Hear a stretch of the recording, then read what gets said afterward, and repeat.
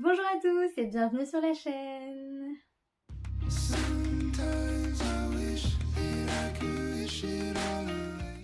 Vous l'avez vu dans le titre, aujourd'hui je vais vous présenter des livres parfaits à offrir puisque les fêtes approchent. J'ai choisi donc des livres dans ma bibliothèque, pas vraiment au hasard aussi parce qu'ils sont beaux et je pense que ça peut être aussi des livres qui sont plaisants à découvrir dans un paquet cadeau, j'ai envie de dire. Il y a un peu de tout au niveau des genres, en tout cas c'est des livres aussi que j'aime beaucoup. Et voilà, j'ai fait une petite sélection. Cette vidéo sera découpée en deux parties puisqu'il y a pas mal de livres. Je ne vais pas résumer complètement chaque livre de manière très détaillée, sinon la vidéo ne se terminera jamais. Mais voilà, je vais vous les présenter en tout cas de la meilleure manière possible et vous découvrirez la suite dans la partie 2. Comme ça ne fait pas une trop grosse vidéo. Et comme je vous l'ai dit, il y a pas mal de choses, donc on va commencer tout de suite.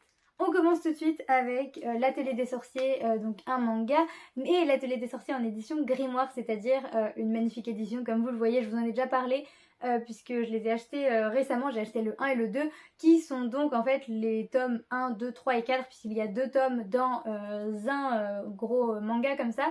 Il y en a 4 qui sont sortis pour l'instant, et donc ils sont en train de sortir au fur et à mesure, puisqu'il y a pas mal de tomes qui sont sortis dans l'Atelier des sorciers pour l'instant. Et voilà, je trouve que ça peut être un très très beau cadeau puisque l'objet est magnifique et ça peut plaire aussi aux amateurs de manga. Ici, c'est l'histoire de Coco qui vit dans un monde plein de magie, mais elle n'a pas de magie. C'est un don que seules certaines personnes ont. Elle en rêve, mais bon, elle ne peut qu'admirer ceux qui pratiquent cet art magnifique. Mais ce qui va se passer, c'est qu'un sorcier du nom de Kifri va visiter la boutique de sa mère et elle va parvenir à l'espionner, à découvrir le secret de la magie, la véritable nature de la magie. Donc elle va réussir à elle-même jeter un sort, mais il va y avoir un événement tragique qui va obliger Kifri à prendre Coco sous son aile et à lui faire découvrir un monde aussi enchanteur que destructeur, le monde dans lequel les sorciers vivent, un monde plein de mystères et juste facile. C'est une très très belle aventure qui commence, il y a beaucoup de péripéties, de rebondissements, les personnages sont hyper attachants, c'est aussi très riche, très profond. J'ai adoré, ce manga est un de mes plus gros coups de cœur, donc je le recommande. Et en plus, ces éditions-là sont magnifiques. À la fin, il y a des croquis, des dessins en plus, il y a aussi une interview de l'autrice, je crois que c'est dans l'autre manga. Enfin bref, ils sont tout simplement magnifiques. Si vous recherchez ensuite de la fantasy, j'ai des fantaisies pépites qui méritent le détour, avec par exemple The Prison Healer qui est une trilogie de fantasy vraiment incroyable dans laquelle on va suivre Kiva qui vit en fait depuis pas mal d'années dans la prison de Zalindov. Elle a été enfermée là-bas alors qu'elle n'a pas vraiment de raison d'y être, mais c'est surtout à cause de son père, mais son père aussi n'est qu'une victime et il était innocent. Bref, c'est la pire prison qui soit dans laquelle on enferme les plus grands criminels. Elle attend depuis des années que sa famille vienne la chercher puisque c'est ce qu'elle lui promet avec des messages. Mais tout va basculer le jour où deux prisonniers assez particuliers vont atterrir dans cette prison. D'ailleurs, Kiva, elle est la guérisseuse de Zalindov, elle est celle qui soigne les blessés, puisque il y en a souvent, comme les prisonniers subissent des traitements assez difficiles et des travaux forcés, mais elle est plutôt tranquille, on va dire, de ce côté-là, puisqu'elle s'occupe justement de guérir, donc elle n'a pas le même statut que les autres prisonniers, on va dire. Mais voilà, deux prisonniers vont arriver et tout va basculer, et encore une fois, elle va embarquer dans une grande aventure.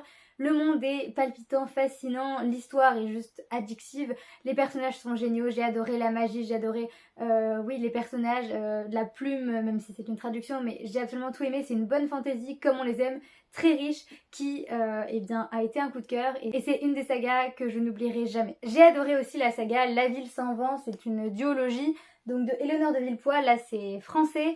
Et c'était aussi génial, encore une fois une fantaisie déjà qui est magnifique dans l'objet livre, mais aussi vraiment unique, singulière. La plume d'Éléonore de Villepoix est exceptionnelle, il y a de l'humour, c'est vraiment une plume qui se démarque pour son vocabulaire, pour en fait elle-même en fait tout simplement. Et on a une histoire aussi palpitante et vraiment fascinante, avec deux personnages, l'Astyanax qui lui il a 19 ans, il termine sa formation de mage et il s'attend à devoir gravir les échelons un à un du pouvoir jusqu'à ce qu'il y ait un meurtre, le mystérieux meurtre de son mentor qui le propulse au plus haut niveau d'Hyperborée, donc la ville dans laquelle il vit.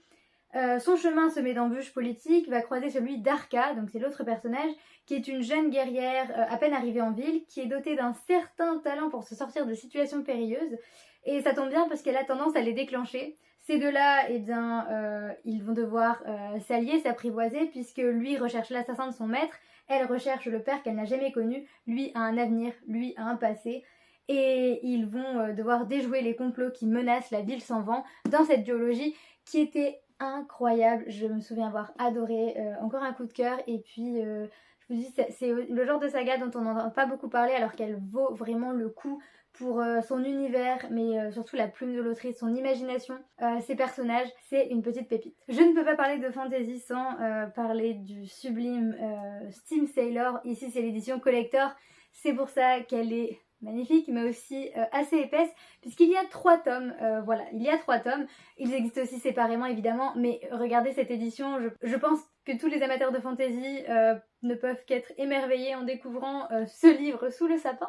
C'est une histoire, là c'est une histoire de pirates, mais dans les airs, puisque on va s'envoler dans ce livre sur l'héliotrope, qui est donc un grand dirigeable, aux côtés de Prudence, la jeune Prudence qui, elle, vivait une vie tout à fait normale avant de se retrouver propulsée dans ce monde de pirates. On va visiter les îles suspendues, on va aller aux profondeurs de la terre et on va accompagner donc l'équipage de pirates qui a recueilli la jeune Prudence. Ils se lancent à la recherche de la mystérieuse cité impossible des alchimistes et de leurs secrets oubliés. Dans cette saga, eh bien, tout simplement merveilleuse. Je n'ai lu que le tome 1, mais là encore c'était un coup de cœur, un chef-d'œuvre. Oui pour l'univers, oui pour les personnages et juste pour la plume de l'autrice. Il y a une telle poésie, il y a quelque chose de vraiment magique. On a l'impression d'être propulsé dans un autre monde, c'était incroyable. Le mot magique correspond parfaitement à l'ambiance qui est créée par la plume de l'autrice et par cet univers. Ça se lit tout seul, c'était beau, c'était fascinant. Ça met des étoiles plein les yeux et c'est une aventure mais hyper addictive. En fait j'avais trop envie de lire les autres évidemment, mais je n'ai toujours pas passé le cap. Mais c'est vraiment une histoire géniale et j'avais adoré. En plus l'idée d'avoir des pirates dans le ciel, enfin le dirigeable, je trouvais ça excellent. C'est un roman qui ne s'oublie pas, qui marque et qui fait rêver, donc rien de mieux pour les fêtes. Pour continuer avec la fantasy, on a Heartless, dont je vous avais déjà parlé sur la chaîne puisque j'avais adoré ce livre. Et c'est un livre qui plaira aux amateurs du Pays des Merveilles et des réécritures de contes. Donc c'est de Marissa Meyer et on est ici sur une réécriture en fait de l'histoire de la Reine de Cœur. Puisque oui, ce livre va nous raconter comment la Reine de Cœur est devenue la terrible Reine de Cœur.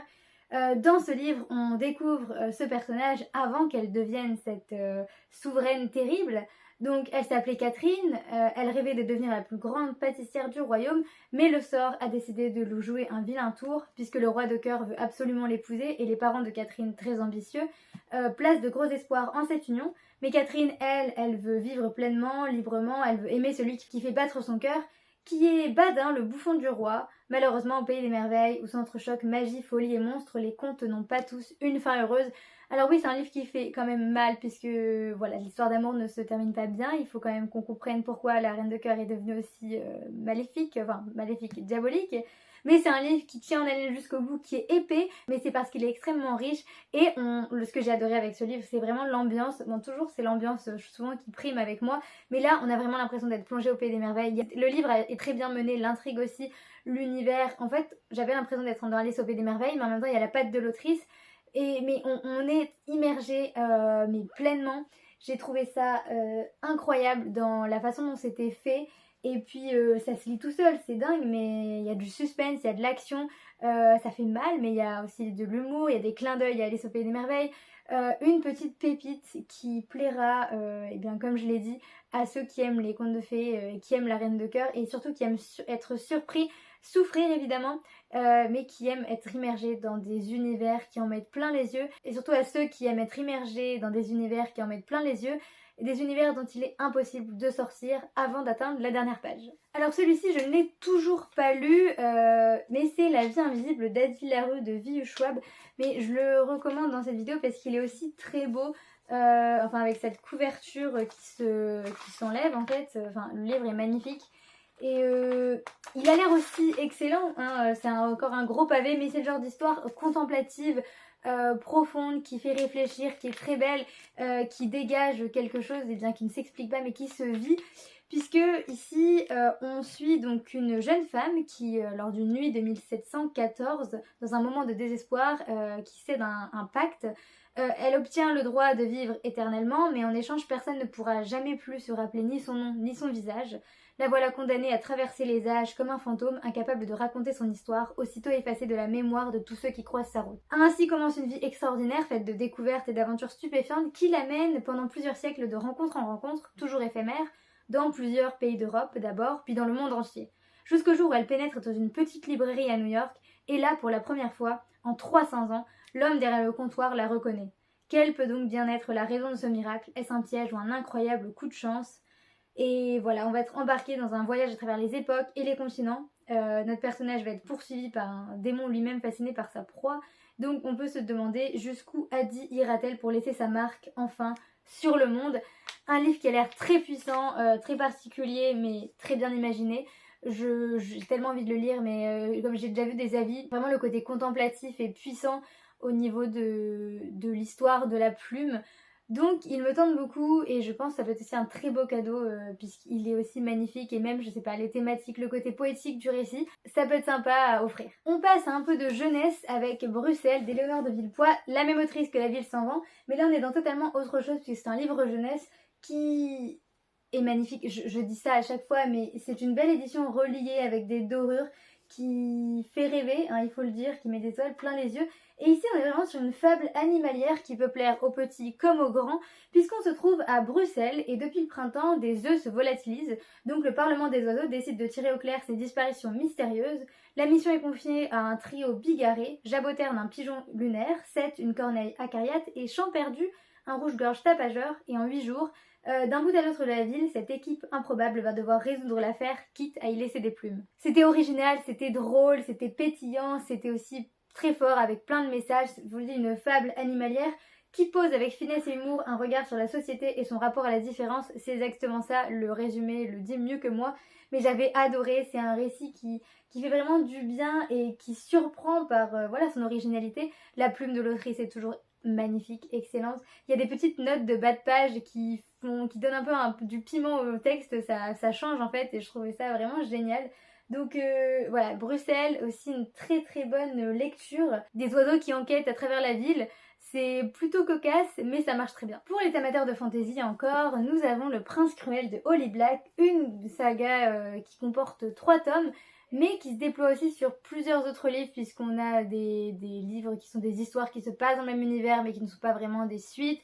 On retrouve des personnages, enfin bref, il y a tout un univers qui se déploie et ça peut être sympa d'amener quelqu'un à plonger dedans puisqu'il y a beaucoup de contenu entre guillemets. Et dans ce roman, on suit Jude qui a été enlevée au monde des mortels lorsqu'elle n'était qu'une enfant, qui vit maintenant parmi les faées, des créatures sublimes, immortelles et cruelles. Mais être humaine à Terrafae est un défi incessant et savoir manier l'épée, maîtriser les usages, se protéger des sortilèges, tout cela ne suffit pas. D'autant que Jude s'est fait un ennemi de choix, le prince Cardan, un des héritiers de la couronne. Pour gagner sa place à la cour, appartenir vraiment à cette ère de magie, Jude doit le défier quelles qu'en soient les conséquences. Et c'était génial, une trilogie que j'ai suivie avec beaucoup d'impatience et d'avidité quand les tomes sont sortis. J'avais adoré, je vous en ai déjà parlé d'ailleurs sur la chaîne. C'est pas... Il y a l'histoire d'amour entre Cardan et Jude, il faut le dire, puisque c'est censé être un enemies to lovers, donc ils ne s'aiment pas, puis ensuite ils s'aiment. Mais j'ai trouvé ça bien amené, moi j'ai apprécié comment eh bien, les choses étaient faites. Mais j'ai surtout beaucoup aimé l'univers, encore une fois, l'ambiance, le côté médiéval fantasy, roi, reine, les intrigues politiques, j'ai vraiment adoré. C'était très prenant, l'héroïne Jude, elle est vraiment super attachante et puis très forte, très puissante. J'ai vraiment adoré, c'était aussi une très très bonne lecture, un livre très immersif dans lequel on plonge et on oublie le monde autour de soi. Donc une bonne saga et qui peut être très sympa aussi à découvrir quand on aime la fantasy. Un de mes plus récents coups de cœur, c'est Persona de Yelena dont je vous ai déjà parlé. J'avais tellement aimé ce premier tome, je dois vous en reparler ici. Dans ce roman, on est dans le monde de luxe et dans ce monde, les enfants qui ont été touchés par la lumière développent des pouvoirs singuliers. Mais loin d'être admirés, ces êtres exceptionnels sont craints et méprisés par la société. À leurs 18 ans, un terrible choix s'offre à eux, se marier et abandonner leurs dons précieux ou rejoindre le culte de la lumière, faisant ainsi une croix sur leur liberté. Notre héros, c'est Andrea. Lui, il refuse ce dilemme puisque son rêve c'est d'être libre tout en conservant sa magie. Andrea, il a toujours porté un masque après tout, puisqu'il a toujours adopté une nouvelle apparence et un nouveau rôle au gré des demandes du royaume. Son don, c'est celui de persona, il est persona, sa seconde nature, et il peut changer d'apparence, et justement, ça lui permet de remplir certaines missions, puisque les enfants sont demandés pour justement remplir certaines missions. Mais tout va basculer le jour où Andrea va se voir confier une mystérieuse mission. L'espoir de changer le cours de son destin et l'équilibre du monde de luxe va se faire plus grand que jamais. Et c'est cette histoire qui nous est racontée par Yelena, une histoire prenante, haletante et vraiment magnifique, aussi très intéressante dans la diversité de ses personnages, de ses thématiques, ses messages forts. J'ai adoré l'univers, la plume, c'est aussi très bien imaginé. J'ai vraiment passé un excellent moment. On est emporté par ce récit, par ces personnages très attachants. Un récit unique qui change de ce qu'on peut voir, qui laisse une marque et je n'ai qu'une hâte, c'est lire le tome 2 puisque l'aventure ne fait que commencer et j'ai peur de tout ce qui peut arriver par la suite. Je devais aussi vous parler d'un de mes romans préférés qui n'est autre que Extincta de Victor Dixon qui a été un des premiers Victor Dixon que j'ai lu. Donc ça fait longtemps et il a été un de mes plus gros coups de cœur de toute mon existence, j'ai envie de dire. Pour ce qui est du résumé, il est à l'intérieur, du coup je vais juste ouvrir le livre comme ça. Comment vous dire si c'est vraiment de la fantasy ou de la science-fiction? C'est censé être plus de la science-fiction, mais il y a des airs de fantasy même s'il n'y a pas de magie, mais vous allez voir quand je vais vous raconter. Puisqu'ici, une chose est sûre, l'espèce humaine disparaîtra dans 255 heures. Les pires prédictions climatiques se sont réalisées, le grand effondrement a eu lieu et presque toutes les espèces animales se sont éteintes, les derniers humains se sont réfugiés dans les dernières terres, un archipel rocailleux surgit des glaces où ils survivent dans des cités-royaumes éparses. Accaparés par la lutte pour les maigres ressources, ils ignorent que l'ultime cataclysme est sur le point de balayer ce qu'il reste de l'espèce Homo sapiens. La dernière histoire d'amour s'écrira en lettres de feu. On va suivre deux personnages. Astrea, qui est née dans les bas-fonds de Viridienne, dans une cité-royaume pourrissante envahie d'algues. Elle rêvait de se consacrer tout entière au culte de Terra, mais sa foi vacille le jour où son frère est accusé de sacrilège et condamné à mort. Et de l'autre côté, on a Ossérian, qui a été élevé derrière les remparts du Castel. C'est un prince, il était né pour régner, mais un mystérieux accident lui a arraché sa jambe et son honneur, l'écartant à jamais de la ligne de succession. Le destin va jeter ses assoiffés de justice l'un contre l'autre, embrasant leur cœur avant de consumer le monde. La flamme brûle plus fort juste avant de s'éteindre. Alors oui, amené comme ça, c'est une histoire d'amour, c'est sûr. Mais ce n'est tellement pas que ça. On ne peut pas résumer Extincta en disant que c'est une histoire d'amour. C'est un livre puissant sur les dérèglements climatiques, sur ce qu'il se passe en fait dans notre monde. Le livre date déjà, mais en fait il n'est que... Mais chaque année il devient de plus en plus engagé et réaliste, puisque en fait il nous touche d'autant plus avec tout ce qui se passe. Quand je dis qu'il y a un côté un peu fantasy, c'est parce qu'on est dans des cités-royaumes, la société a totalement changé, ce n'est plus la nôtre, on comprend qu'on est dans le futur puisque eh bien, il n'y a plus d'espèces animales, le monde a radicalement changé, mais la manière dont la société a été repensée, ce n'est pas comme une science-fiction avec des technologies, etc. On revient à un côté même un peu médiéval, archaïque, avec sans technologie, et j'ai trouvé ça excellent, hyper bien imaginé, et très bien pensé et très original, donc c'est ça qui m'a intriguée aussi.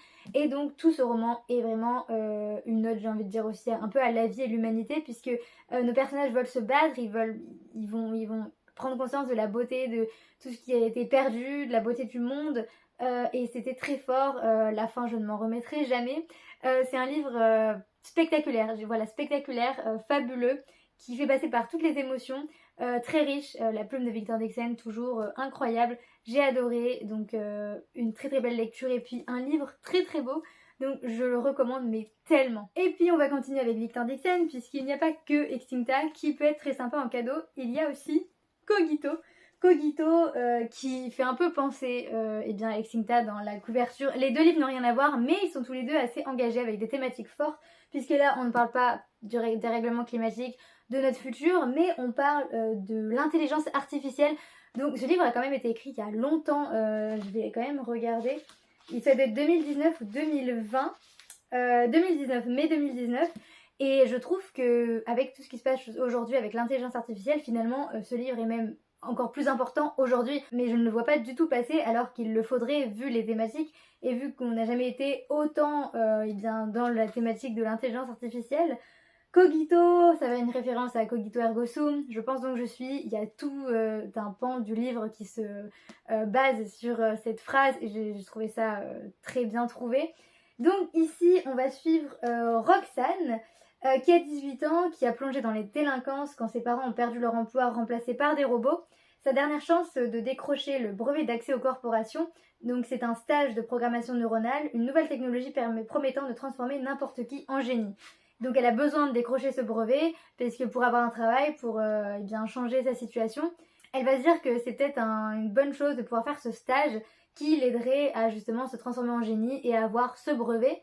Donc pour les vacances de printemps, Roxane va s'envoler pour les îles Fortunées, un archipel tropical futuriste entièrement dédié au cyber-bachotage.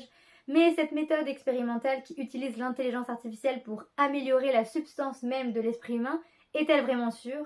En offrant son cerveau à la science, Roxane a-t-elle vendu son âme au diable?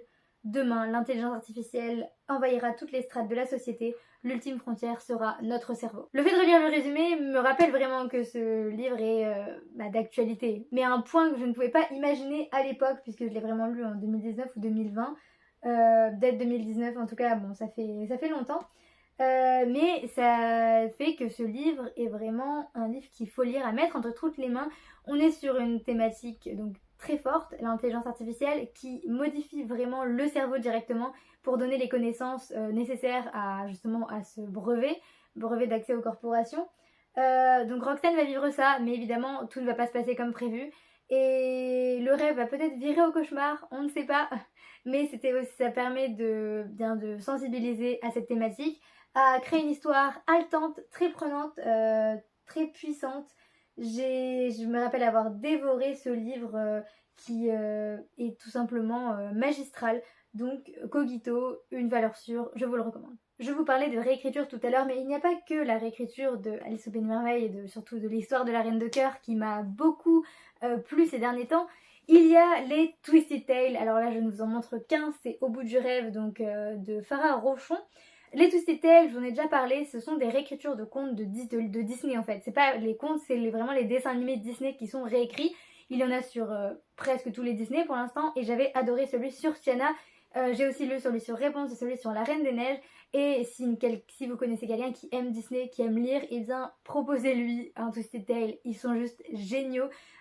Toujours très bien écrits, très bien imaginés. Les personnages sont tellement fidèles, à chaque fois j'ai l'impression de les avoir en fait sous les yeux et je trouve ça mais admirable. Ici on va suivre Tiana et en fait on se trouve à la fin du film, mais pas exactement à la fin, mais on est au moment où le docteur Facilier va proposer à Tiana de réaliser tous ses rêves, donc comme ça se passe dans le film, dans le dessin animé. Et cette fois-ci, Tiana va accepter. Elle n'a d'autre choix que d'accepter puisque cette offre va changer le cours de sa vie en un instant. Donc Tiana va se retrouver dans une nouvelle réalité où tous ses désirs les plus profonds se réalisent. Elle obtient enfin son restaurant, ses amis sont sains et saufs et plus miraculeux encore, son père adoré est encore en vie. Mais le problème, c'est qu'elle n'a pas l'amour de Naveen puisque celui-ci n'a plus aucun souvenir d'elle. Rapidement, sa ville natale va devenir de plus en plus inquiétante, de nouvelles menaces vont surgir, et en naviguant dans cette étrange Nouvelle-Orléans, Tiana va devoir œuvrer de concert avec Naveen et Charlotte pour remettre les choses en ordre ou risquer de perdre tout ce qui lui est cher. Une pépite, un livre parfait.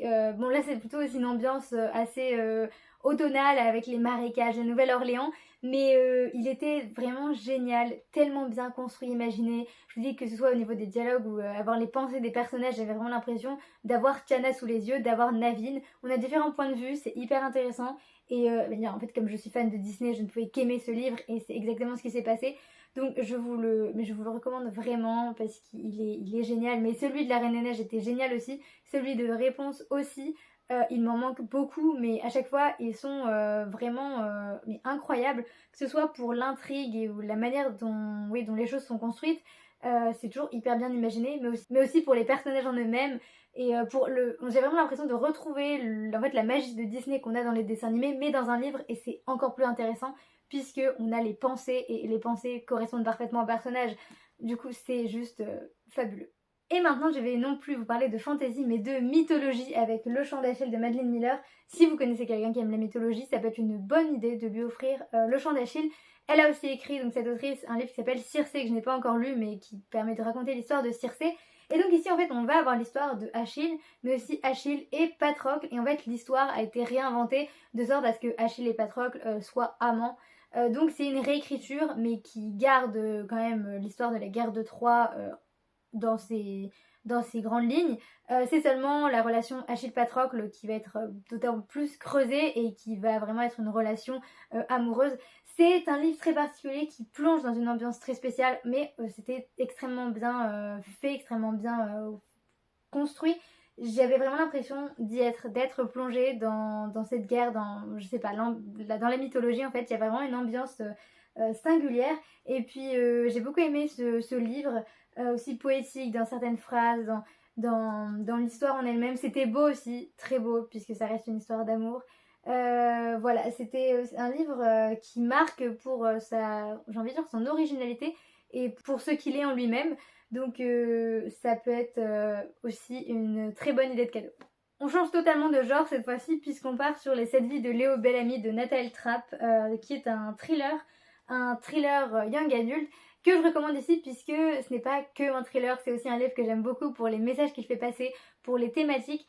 Alors, le côté thriller, il est très simple. On a Léo qui a 17 ans, qui est un jeune homme solitaire et sans histoire qui compte les heures avant la fin des cours. Il se prépare pour la fête du lycée qui est organisée cette année en hommage à Jessica Stein, une élève assassinée 30 ans auparavant. Mais lorsqu'il se réveille le lendemain matin, c'est dans la vie d'un autre, dans la maison d'un autre, et c'est en 1988. Il va faire alors des allers-retours entre 1988 et 2018 dans des corps différents.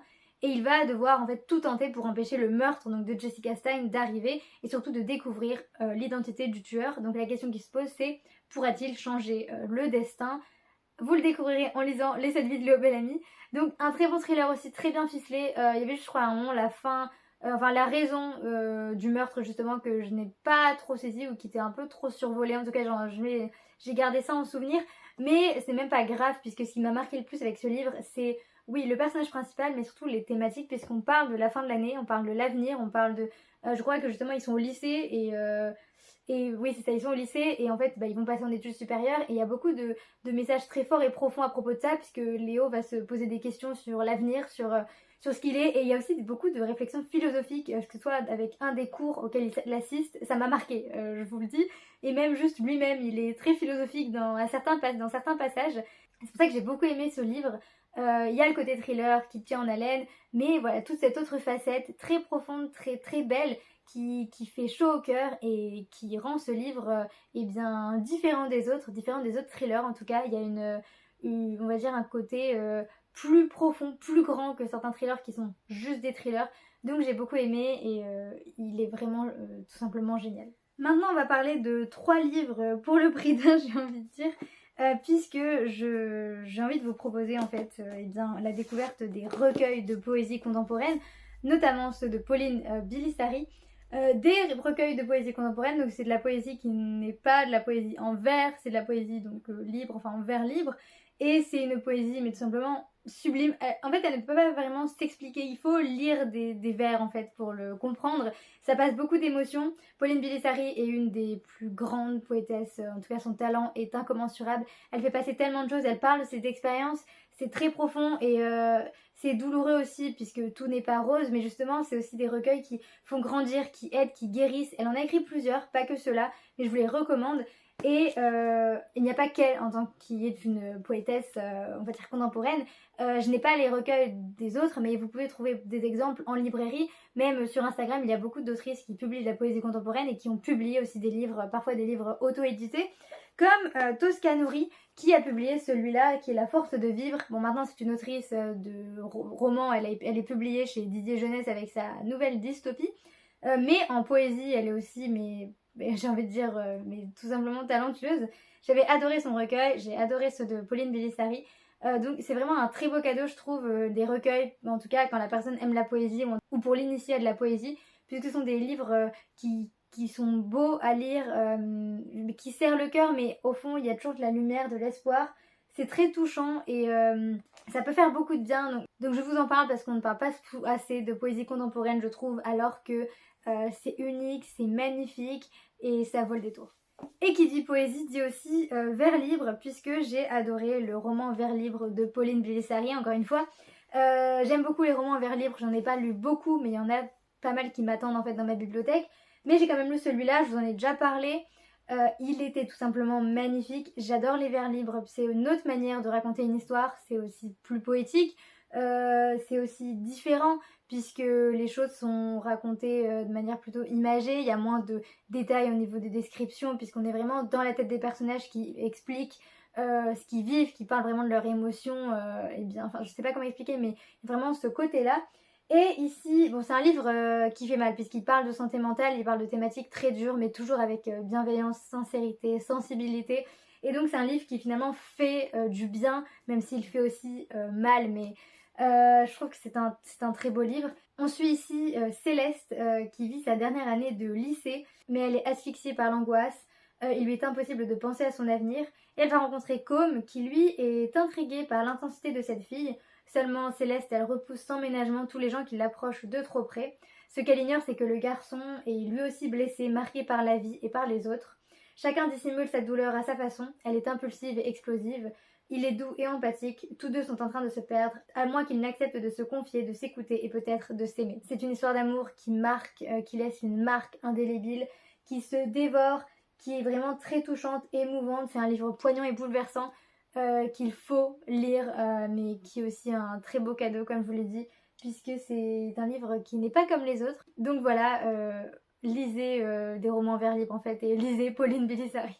Le dernier que je vais vous présenter, c'est Inheritance Games. Alors là, c'est pas le tome 1, puisque je n'ai pas le tome 1 sous la main actuellement, mais c'est une saga qui comporte 4 tomes pour le moment. Enfin, pour le moment, il y a aussi des tomes qui sont en fait une nouvelle suite. Enfin, en fait, il y a beaucoup de tomes, mais la saga principale est vraiment composée de 4 tomes.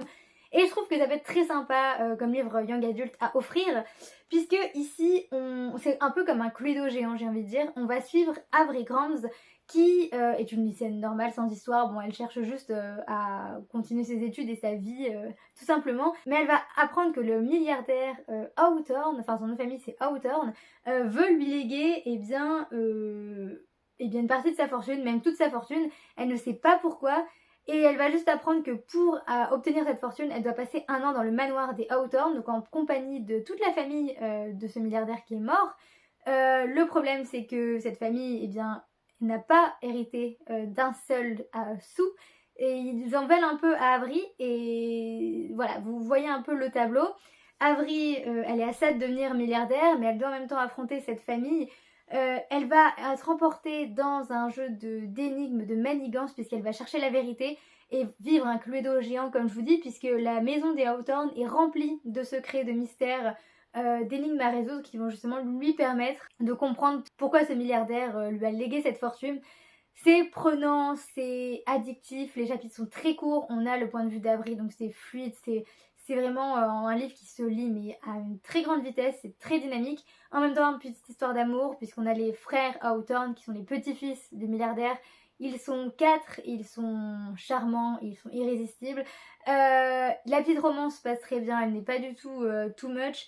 Et en fait, voilà, la saga la saga défile comme ça au fur et à mesure avec des différentes péripéties. Il y a toujours plus d'action et de révélation. C'était vraiment génial, j'ai tout de suite accroché et j'ai tout de suite adoré ce roman. Je suis totalement fan de l'ambiance avec les énigmes. C'est vraiment original et haletant, donc une très très bonne saga donc de Jennifer Lynn Barnes qui a beaucoup écrit dans cet univers-là, ça c'est sûr. Mais écoutez, ça vaut le coup puisque cet univers, eh bien, dès qu'on plonge dedans, on ne peut pas en ressortir. Voilà pour cette première partie bien remplie.